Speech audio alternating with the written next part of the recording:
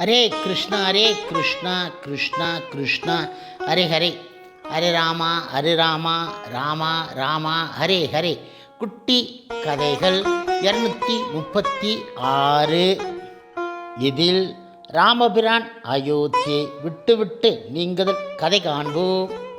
முன்பு ஒரு சமயம் முழுமுதற் கடவுள் மற்றும் பரம புருஷ பகவான் ஸ்ரீ கிருஷ்ணரின் அவதாரமான ராமர் காட்டிற்கு அனுப்பப்படுவது குறித்து ஏதும் அறியாத சீதை ராமரின் வரவை எதிர்நோக்கி நீண்ட நேரமாக மகிழ்ச்சியுடன் காத்து இருந்தால் இறுதியாக ராமர் தமது அறைக்கு வந்தபோது அவரது முகம் வாட்டத்துடனும் வியர்த்தும் கவலையுடனும் இருப்பதை சீதை உடனடியாக கண்டுகொண்டாள்.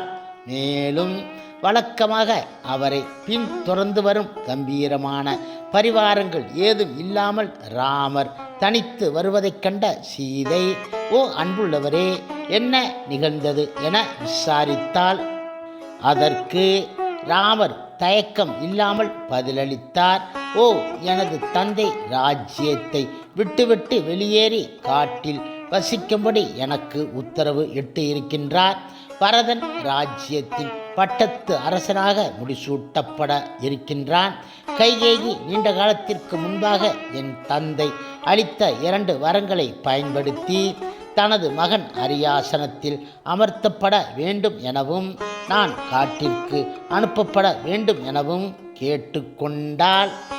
ஓ அன்புள்ள சீதா, தந்தையின் கட்டளைக்கு இணங்கி நடப்பதை தவிர நான் வேறு வழியை அறியேன். இருப்பினும் நீ இங்கேயே தங்க வேண்டும் என்பது எனது விருப்பம். நீ தினமும் எனது தந்தையின் திருப்பாதத்தை மரியாதையுடன் வணங்க வேண்டும். மேலும் பரதன் இடும் கட்டளையை முழு மனதோடு மறுமொழி ஏதும் இல்லாமல் பின்பற்ற வேண்டும். ஓ அன்புள்ளவளே, காட்டிற்கு செல்வதற்கு முன்பாக உன்னை காண்பதற்காகவே இங்கு வந்து இருக்கிறேன். ராமரின் சொற்களை கேட்டு சீதை பெரிதும் கலக்கம் அடைந்து விட்டாள். அன்பினால் தோன்றும் கோபத்துடன் பதிலளித்தாள். ஓ ராமர் அவர்களே, மணாளனே, மனிதரில் தலை சிறந்தவரே, தாங்கள் ஏன் இந்த விதமான அறிவுரை அளிக்கின்றீர்கள்? கணவனின் விதி என்னவோ அதை பகிர்ந்து கொள்வதே மனைவியின் கடமை. எனவே உம்மை பின்தொடர்ந்து நானும் காட்டிற்கு வருவதே ஏற்பு உடையது ஆகும் என்றாள் அவள்.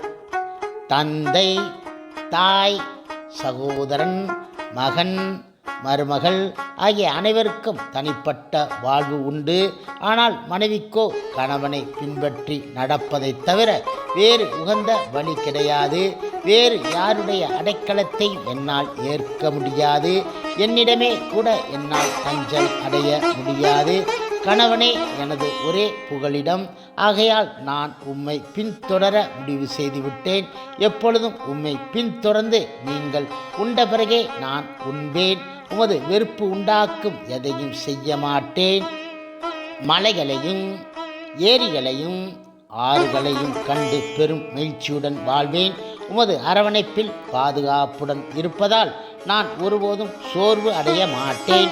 நீங்கள் இல்லையென்றால் சொர்க்கத்தில் வாழவும் நான் விருப்பம் கொள்ள மாட்டேன். ஓ ராமா, உம்மை மட்டுமே நான் மிகவும் நேசிக்கின்றேன்.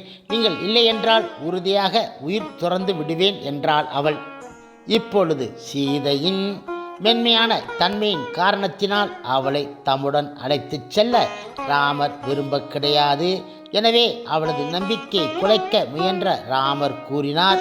ஓ மென்மையானவளே, காட்டில் வாழும்போது பெரும் அசௌரியங்களை ஏற்று ஆக வேண்டும். அங்கு படுப்பதற்கு மிருதுவான மெத்தை இருக்காது.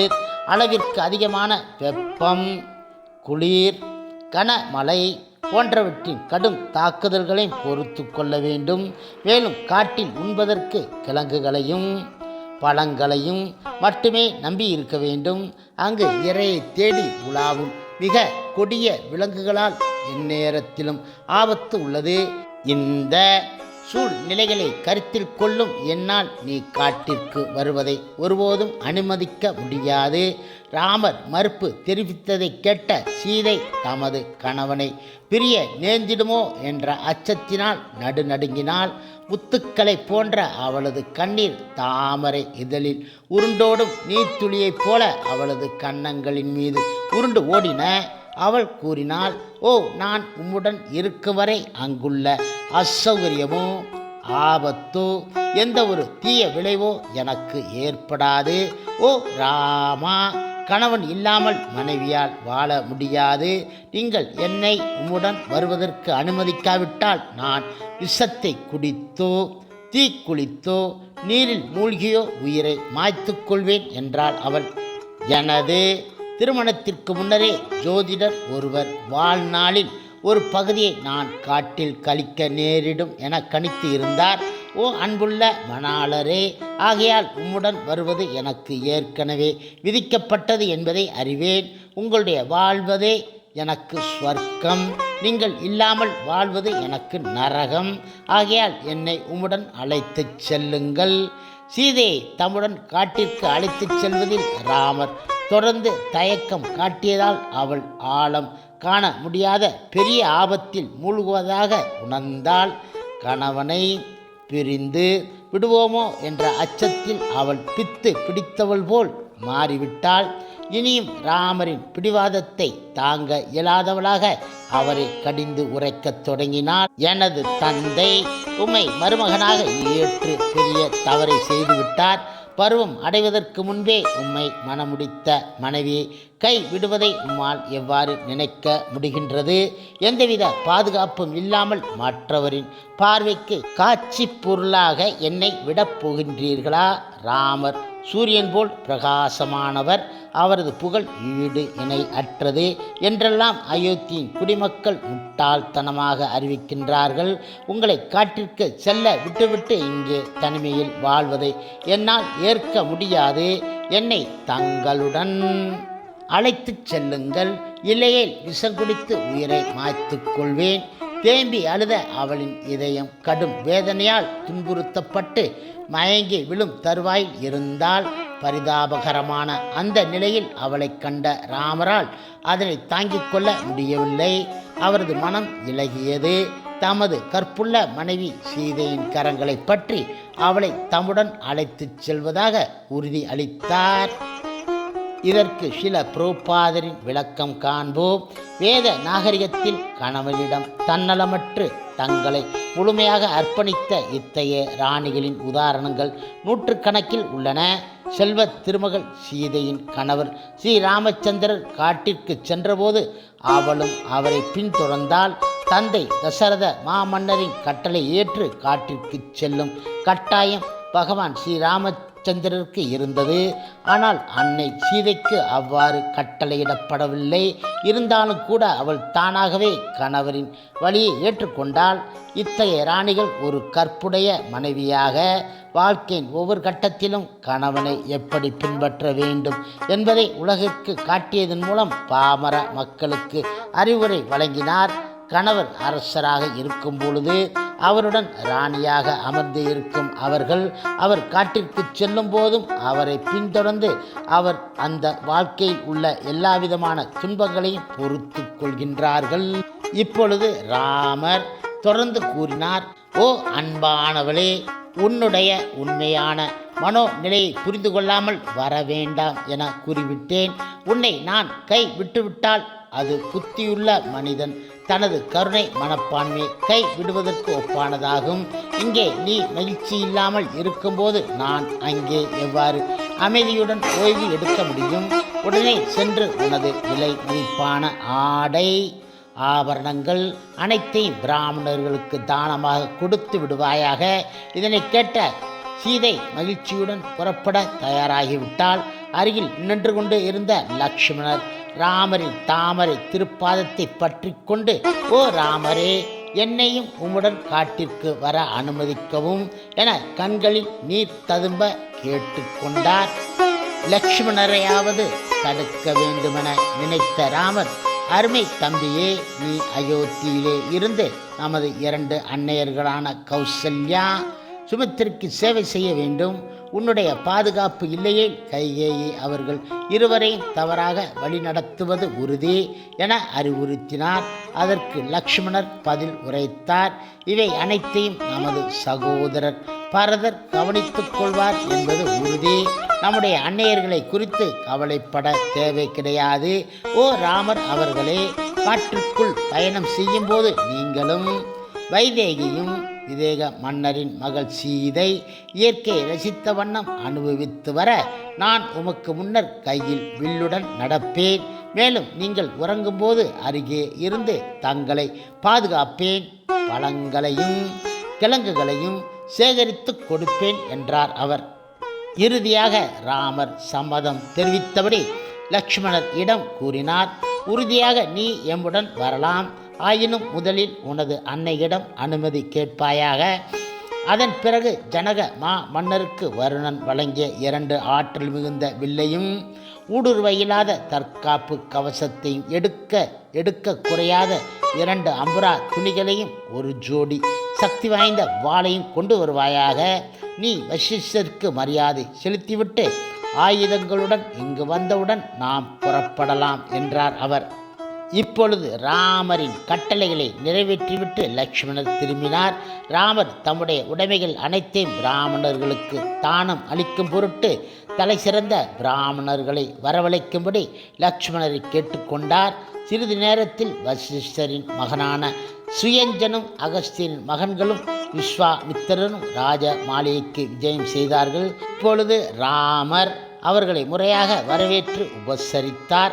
அதன் பின்பு ராமர் தமது பணியாளர்களை அழைத்து தாமும் லக்ஷ்மணரும் இல்லாத சமயத்தில் அவர்களது மாளிகைகளை நன்கு பராமரித்து வைக்கும்படி அறிவுறுத்தினார். அதனைத் தொடர்ந்து ராமர் தமது பொருளாளரிடம் தம்முடைய அனைத்து செல்வங்களை எடுத்து வரும்படி கட்டளையிட்டார். அதன்படி தங்கமும் ஆபரணங்களும் ஒரு பெரிய மலைபோல் குவிக்கப்பட்டன. மேலும் ஆடைகள், ரதங்கள், விலங்குகள் என விலையுயர்ந்த எல்லா செல்வம் அங்கு கொண்டு வரப்பட்டன. இவ்விதமாக ராமர் தம்முடைய உடைமைகளை தானம் அளிக்க தொடங்கிவிட்டார். இப்பொழுது திரிஜதன் என்ற பிராமணர் அயோத்திக்கு அருகில் உள்ள காட்டில் வசித்து வந்தார். பரம ஏழையான அவர் வறுமையால் மிக மெலிந்து பலகீனத்துடன் காணப்பட்டார். ராமரிடம் சென்று யாசிக்குமாறு அவரது மனைவி அவரிடம் வேண்டிக் கொண்டால் அதனை ஏற்ற பிராமணரும் அங்கிருந்து புறப்பட்டு ராமர் செல்வங்களை பகிர்ந்து அளிக்கும் இடத்தை அடைந்தார். அவர் ராமரிடம் தமது தரித்திர நிலையை எடுத்து கூறினார். அதனை கேட்ட ராமர், உமது ஊன்றுகோலை முடிந்த அளவிற்கு தூரமாக வீசி எறியுங்கள். அந்த கோல் எத்தனை பசுக்களை தாண்டி விழுகின்றதோ அத்தனை பசுக்களையும் உமக்கே அளிக்கின்றேன் என நகைச்சுவையாக பதிலளித்தார். திரிஜதன் தனது கச்சையை இடுப்பில் இறுக்கிக் கொண்டு பெரும் உற்சாகத்தோடு கோலை வானில் வீசி எறிந்தார். எல்லோரும் வியக்கும் வண்ணம் அளவிற்கு அந்த கோல் அதிக உயரம் பறந்து சரையு நதியின் குறுக்கில் உள்ள அனைத்து தடங்களையும் கடந்து ஆயிரக்கணக்கான பசுக்கள் மந்தையாக மேய்ந்து கொண்டிருந்த நதிக்கரையை அடைந்துவிட்டது. பிறகு அந்த பிராமணரை தழுவிக்கொண்ட ராமர் கேலியாக பேசியதை அவமதிப்பாக நினைக்காதீர்கள். உமது பிராமண ஆற்றலை வெளிப்படுத்த விரும்பியே உம்முடன் சற்று விளையாடினேன் என அவரிடம் கூறினார். இவ்வாறாக ராமர் தம்மிடமிருந்த அனைத்து உடைமைகளையும் பகிர்ந்து கொடுத்து விட்டார். பிராமணர்கள், உறவினர்கள், தன்னை சார்ந்தவர்கள், யாசம் கேட்பவர்கள் என யாரையும் விட்டுவிடாமல் அன்றைய தினத்தில் அனைவருக்கும் தானம் அளித்து விட்டார். பின்பு ராமர், சீதை, லக்ஷ்மணர் மூவரும் அயோத்தியின் வீதிகளின் வழியாக தசரத மன்னரின் மாளிகையை நோக்கி நடந்து சென்றார்கள். குடிமக்களில் சிலர் தங்களின் 7 அடுக்கு மாளிகையில் இருந்தும் மற்றவர்கள் வீதியில் இருந்தும் ராமர் அந்த கோலத்தில் செல்வதைக் கண்டு மிக மிக வருந்தினார்கள். ஓ என்னே கொடுமை! இது முன்பு பொது இடங்களில் தோன்றிடாத சீதை இன்று சாதாரண மக்களும் கண் உருகின்றார்களே. நாமும் குடும்பத்துடன் இணைந்து ராமருடன் செல்வோம். அப்போது அயோத்தி மாநகரமே மக்கள் இல்லாத காடாக மாறிவிடும். நாம் செல்லக்கூடிய காடானது மக்கள் அதிகமாக வசிக்கும் நகரமாக மாறிவிடும் என அவர்கள் கதறினார்கள். இப்பொழுது கைகேயின் மாளிகைக்குள் நுழைந்த ராமர் சுமந்திரரை பார்த்து தமது வருகையை அரசருக்கு தெரிவிக்கும்படி கூறினார்.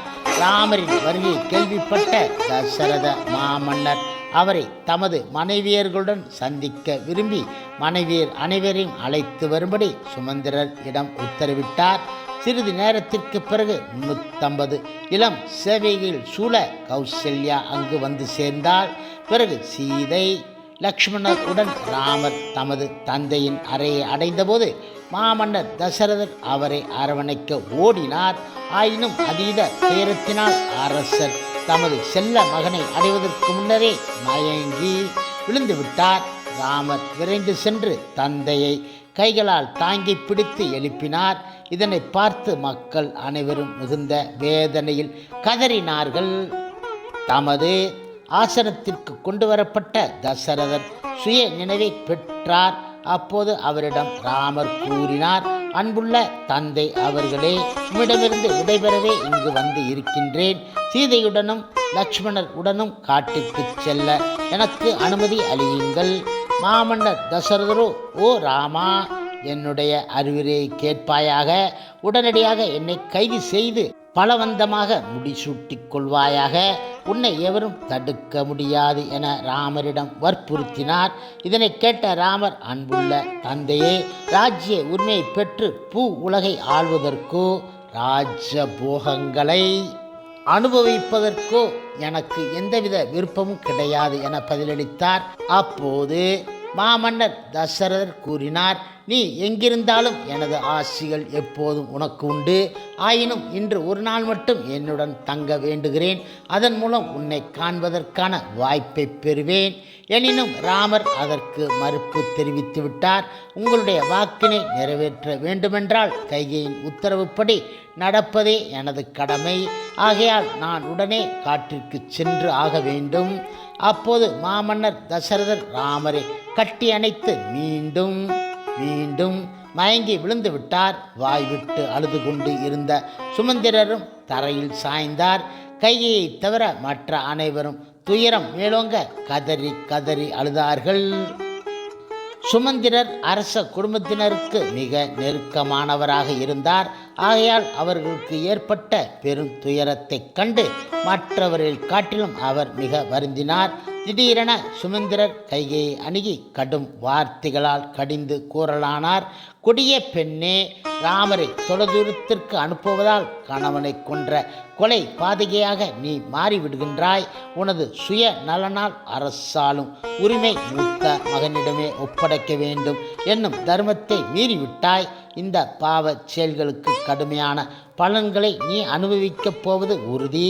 ஏனென்றால் ராமர் காட்டிற்கு சென்று விட்டால் எல்லா பிராமணர்களும் அவரை பின்தொடர்ந்து செல்வார்கள். ஆகையால் எந்த விதமான சுப காரியங்களும் உமது ராஜ்யத்தில் நடக்காமல் போய்விடும். நான் உனது நன்மைக்காக சிலவற்றை கூறுகின்றேன், கேட்பாயாக. முன்னொரு காலத்தில் உமது தந்தை அஸ்வபதி முனிவர் ஒருவரிடம் ஒரு வரத்தை பெற்று இருந்தார். அதன் மூலம் விலங்குகளின் மொழி உட்பட அனைத்து மொழிகளையும் அவரால் புரிந்து கொள்ள முடிந்தது. ஆயினும் அந்த வரத்தை கொடுத்த முனிவர் அதனுடன் ஒரு நிபந்தனை கொடுத்தார். அதாவது விலங்குகள் பேசுவதை கேட்டு அதன் பொருளை எப்போதாவது மற்றவர்களுக்கு வெளிப்படுத்தினால் அவர் உடனே இறந்து விடுவார். அதன் பின்னர் ஒரு முறை ஒரு பறவை கீச்சிட்டு அழுது கொண்டு இருப்பதை அவர் கேட்க நேர்ந்தது. அதன் பொருள் விளங்கியதால் அவர் மனதார சிரித்து கொண்டார்.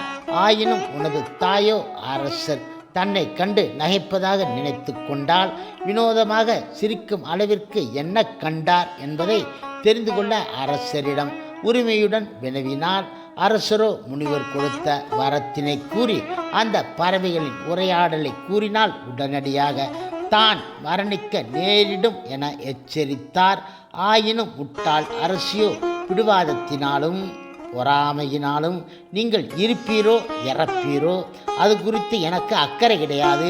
நீங்கள் எதற்காக சிரித்தீர்கள் என்பதை எனக்கு கூறியாக வேண்டும் என வற்புறுத்தினாள். வருத்தம் நிறைந்த அரசன் தனக்கு வரமளித்த முனிவரிடம் சென்று இந்த இக்கட்டான நிலையை விளக்கினார். முனிவரோ பறவையின் உரையாடலை வெளிப்படுத்தக்கூடாது எனவும் ஆணவமிக்க செயலுக்காக அரசியை கண்டிக்க வேண்டும் எனவும் அறிவுரை கூறினார். முனிவரின் சொற்களை மனப்பூர்வமாக ஏற்ற கேகய அரசன் தைரியத்தை வரவழைத்து கொண்டு தனது மனைவியை கடுமையாக கண்டித்தார். அதன் பிறகு அவர் மகிழ்ச்சியுடன் வாழ்ந்தார். அதுபோன்றே நீங்களும் உங்களது கணவரிடம் ஆணவத்துடன் செயல்படுகின்றீர்கள். தவறை உணர்ந்து உங்களின் கொடிய திட்டத்தை கை விட்டுவிடுங்கள். சுமந்திரர் இவ்வாறு உரைத்த போதிலும் கைகேயி தன் நிலையில் உறுதியுடன் இருந்தால், ஆகையால் ராமரின் வனவாசம் தவிர்க்க முடியாதது என்பதை உணர்ந்த மாமன்னர் தசரதர் சுமந்திரிடம் கூறினார். ஓர் அக்ஷுனி படைகள், பல்வேறு வணிகர்கள், வேட்டைக்காரர்கள் மற்றும் ராஜ பொருளாளர்களும் ராமருடன் காட்டிற்கு செல்ல தயாராகட்டும். எனது செல்ல மகன் காட்டில் வாழ நேர்ந்தாலும் அவன் ஆடம்பர சுக போகங்களும் வசதிகளும் இல்லாமல் வாழ வேண்டும் என எந்த நிபந்தனையும் கிடையாது. இதனை கேட்டவுடன் கைகேயிக்கு அச்சம் பற்றி கொள்ள அவள் உடனடியாக பரதனின் முடிசூட்டு விழாவிற்கு முன்பே ராஜ்யத்தில் உள்ள அனைத்து வளங்களையும் விலக்கிவிட்டால் பரதன் ராஜ்யத்தை ஏற்றுக்கொள்ள மாட்டான் என கூறினாள். இப்பொழுது தசரதர் முற்றிலும் வலுவு இழந்த நிலையில் கூறினார். ராமரை தக்க வசதிகளுடன் காட்டிற்கு செல்ல அனுமதிக்காவிட்டால் அனைத்து குடிமக்களையும் அழைத்து கொண்டு ராமரை பின்தொடர்வேன். அதற்கு கைகேயி நமது வம்சத்தை சார்ந்த அரசன் சகரன் தமது மூத்த மகனான அசமஞ்சனை காட்டிற்கு விரட்டி அடித்ததை உதாரணமாக வைத்து நீங்களும் அதே வழியில் ராமரை விட்டொழிக்க வேண்டும் என கூறி அவரின் வார்த்தைகளை முறியடித்தாள். இதனை கேட்ட மூத்த மந்திரியான சித்தார்த்தன் எதிர்வாதம் செய்தார். அசமஞ்சன் மற்ற குழந்தைகளை சரையு நதியில் மூழ்கடிப்பதில் இன்பம் கண்டான். சகர மன்னரிடம் அது குறித்து குடிமக்கள் புகார் செய்யவே அவர் தமது கொடிய மகனை நிராகரித்து விட்டார். ஆகையால் எந்தவித களங்கும் இல்லாத ராமருக்கு நீங்கள் கூறும் ஒப்புமை எவ்வாறு பொருந்தும்? இடையில் குறுக்கிட்ட ராமர் கூறினார். அன்புள்ள தந்தை அவர்களே, தயகுந்து கலங்க வேண்டாம். நீங்கள் அளிக்க விரும்பும் ராஜ்யபோக வசதிகள் எந்த விதத்திலும் எனக்கு தேவைப்படாது. கைகேயின் பணிப்பெண்கள் உடனே எனக்கு மரவுரியை கொண்டு வரட்டும். அதுவே வனவாசத்திற்கு நான் உடுத்திக்கொள்ள உகந்த உடையாகும் என்றார் அவர். இப்பொழுது வெட்கமற்ற கைகேயி இந்த வேண்டுதலை கேட்டு தானே சென்று மரவுரியை எடுத்து வந்து ராமரிடம் வழங்கி உடுத்தி கொள்ளுமாறு கூறினாள். அதற்கு கீழ்ப்படிந்த ராமர் லக்ஷ்மணர் சிறிதும் தயக்கமில்லாமல் தங்களது அரச உடைகளை நீக்கி கைகேயி அளித்த உடைகளை உடுத்தி கொண்டார்கள். இருப்பினும் சீதையோ தர்ப்பை புல் இருந்தும் மரப்பட்டையில் இருந்தும் செய்யப்பட்ட உடையை அணிவதில் மிகவும் வருத்தமுற்றாள். அவளுடைய கண்களில் நீர் பெருகியது. அவள் அந்த உடையை அணிய முயன்றபோது அது நழுவிக்கொண்டே இருந்தது. அத்தகைய உடை அவளுக்கு பழக்கம் இல்லையே. அப்போது ராமர் அந்த மர உரியை எடுத்து சீதையின் பட்டுப்புடவையின் மேல் மூடினார். இதை தாங்க இயலாத வசிஷ்டர் தமது கண்களில் நீர் மல்க ராமரை தடுத்து கையை கடும் வார்த்தைகளால் கண்டித்தார். ஓ இழிவான பெண்ணே, எல்லோரும் ராமரை பின்தொட தயாராக உள்ளோம் என்பது உனக்கு தெரியவில்லையா? உண்மையை கூறினால் பரதனும் சத்ருக்கனும் கூட அவரை பின்பற்றி உன்னை மட்டும் தனியாக இந்த வெற்று ராஜ்யத்தை ஆளச் செய்வார்கள். தகுந்த உடையில் ஏதோ ஒரு வாகனத்தில் காட்டிற்கு செல்ல சீதைக்காவது அனுமதிக்கவும். இருப்பினும் சீதாதேவி தனது கணவரின் எடுத்துக்காட்டை பின்பற்றுவதில் உறுதியுடன் இருந்து காட்டு உடைகளை அணிந்து கொண்டாள். சீதை மரவுரி அணிந்ததைக் கண்ட அரண்மனை வாசிகள் தசரத மாமன்னரை கடுச்சொற்களால் கண்டிக்க தொடங்கிவிட்டார்கள். அவர்களது பேச்சினை கேட்ட தசரதர் தமது வாழ்வை தொடர்வதற்குரிய எல்லா விருப்பத்தையும் துறந்து விட்டார். மாமன்னர் தசரதர் ஏறக்குறைய 1 மணி நேரம் பித்து பிடித்தவர் போல தொடர்பு இல்லாத வார்த்தைகளை முணுமுணுத்தவாறு தம்மையை நிந்தித்து கொண்டார். அரசர் சிறிது தெளிந்த பின்னர் ராமரை காட்டிற்கு அழைத்துச் செல்ல ஒரு ரதத்தை கொண்டு வரும்படி சுமித்திரருக்கு கட்டளையிட்டார். அந்த சமயத்தில் கௌசல்யா சீதையை தழுவி பெண்களுக்கான ஒழுக்க நெறிகளை பற்றி அறிவுரை வழங்கினாள். துரதிர்ஷ்டவசமான காலகட்டத்தில் பெண்கள் சிலர் தங்களது நேர்மையான அன்புள்ள கணவனை கூட கைவிட்டு செல்வது நன்கு அறியப்பட்ட ஒன்றே. அத்தகைய கொடிய பெண்கள் தங்களது கடந்த கால நன்மைகள் அனைத்தையும் மறந்தவர்கள். மேலும் எதனாலும் அவர்களை இணைத்து வைக்க இயலாது. நன்றிகெட்ட அத்தகு சுயநலமுடைய பெண்களை அறிவுரைகளாலோ பரிசுகளாலோ ஏன் திருமணத்தினாலோ கூட கட்டுப்படுத்த இயலாது. ஆயினும் உண்மையான நற்குணமுடைய இயற்கையாகவே கீழ்ப்படிந்து நடக்கும் பெண்களும் இருக்கவே செய்கின்றார்கள். ஆகையால் அத்தகையவர்கள் கணவனை எல்லாவற்றிற்கும் மேலாக ஏற்றுக்கொள்கின்றார்கள். சீதா, என் மகன் காட்டிற்கு அனுப்பப்பட்டதால் அவனை இழிவாக கருத வேண்டாம். எல்லா சூழ்நிலைகளிலும் அவனையே உனது தலைவனாக வணங்குவாயாக என்றாள் அவள். கௌசல்யாவின் வார்த்தைகளை கூப்பிய கரங்களுடன் ஏற்ற சீதை பதில் உரைத்தால், என்னுடைய கணவனுக்கு செய்ய வேண்டிய கடமையை நன்கு அறிந்து இருக்கின்றேன். நம்பிக்கையற்ற பெண்களை குறித்து தயை கூர்ந்து என்னிடம் பேசாதீர்கள். ராமரிடத்தில் நான் வைத்திருக்கும் பற்றுதல் நிலாவும் ஒளியும் போன்றதாகும். தந்தி இல்லாத வீணை இல்லை, சக்கரமில்லாத ரதம் இல்லை. அதுபோல ஒரு பெண் ஆயிரக்கணக்கான குழந்தைகளை பெற்றாலும் கணவன் இல்லையே அவளுக்கு நற்கதி கிடையாது. ராமரே எனது வணக்கத்திற்குரிய பிரபு. அவரே எப்போதும் எனது இறைவன். அவரை நான் எவ்வாறு இகழ்வேன் என்றாள் அவள். மகனை பிரியப் போகிறோம் என்பதை எண்ணிய கௌசல்யா அழத் தொடங்கிவிட்டால், காலம் விரைந்து சென்றுவிடும் என கூறி ராமர் அவளை சமாதானப்படுத்த முயன்றார். அதனைத் தொடர்ந்து அவர் தமது எல்லா சிற்றன்னைகளையும் சந்திக்க அவர்களுடைய அழுகைக்கு மத்தியில் அங்கிருந்து விடைபெற்றார். அடுத்ததாக ராமர் தந்தையிடம் சென்று அவரது பாதத்தை பற்றினார். சீதையுடனும் லக்ஷ்மணர் உடனும் அரசரை வலம் வந்த ராமர் தமது தாய் தந்தைக்கு முன்பாக விழுந்து வணங்கினார்.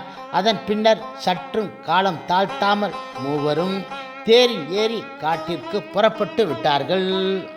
இவ்வாறாக ஒரு முக்தியடைந்த ஆத்மா எவ்வாறு உடலை துறப்பாரோ அவ்வாறே பகவான் ஸ்ரீ ராமச்சந்திரர் தனது அரண்மனை, ஐஸ்வர்யம், நண்பர்கள், நன்மை விரும்புவோர், குடிமக்கள் என அனைத்தையும் துறந்து சீதை மற்றும் லக்ஷ்மணருடன் காட்டிற்கு சென்று விட்டார். இப்பொழுது ராமருடைய தேர் தூசியை கிளப்பியபடி புறப்பட்டது. அது எல்லையை கடந்து மறையும் வரை மாமன்னர் தசரதர் அதனை இமைக்காமல் பார்த்து கொண்டு இருந்தார். இறுதியில் தேர் பார்வையிலிருந்து அகன்றவுடன் அவர் நிலை குலைந்து தரையில் விழுந்தார். கௌசல்யாவும் கைகேயும் அவரை தூக்கி எழுப்ப ஓடினார்கள். தசரதர் தமது இளைய அரசியை நோக்கி, என்னை தொடாதே, நான் உன்னை தள்ளி வைக்கின்றேன். இனி நான் உன்னை பார்க்க கூட விரும்ப கிடையாது என கூறி அவளை தடுத்து விட்டார். கௌசல்யா தனது கணவரை எழுப்பி அழைத்து வருகையில் அனைத்து பண்டகசாலைகளும் கடைகளும் மூடியிருப்பதை கண்டால் குடிமக்கள் சோகத்தினால் பிடிக்கப்பட்டு இருந்தார்கள். மாளிகையில் நுழைந்தவுடன் அரசர் தம்மை கௌசல்யாவின் அறைக்கு அழைத்துச் செல்லும்படி கூறினார். இனி இங்கு மட்டுமே தங்கியிருப்பேன் என தாழ்ந்த குரலில் உரைத்தார்.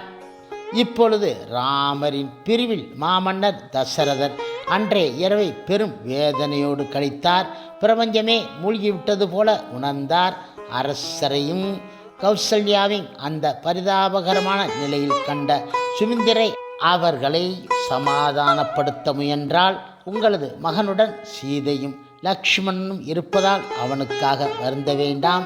ராமன் சிறு துன்பத்தை உணரமாட்டான். உண்மையில் ராமன் ஒரு சாதாரண மானிடன் கிடையாது. அவன் தேவர்களுக்கெல்லாம் ராஜன், சூரியனுக்கே பிரகாசத்தை அளிப்பவன், நித்திய காலத்தை கட்டுப்படுத்துபவன்.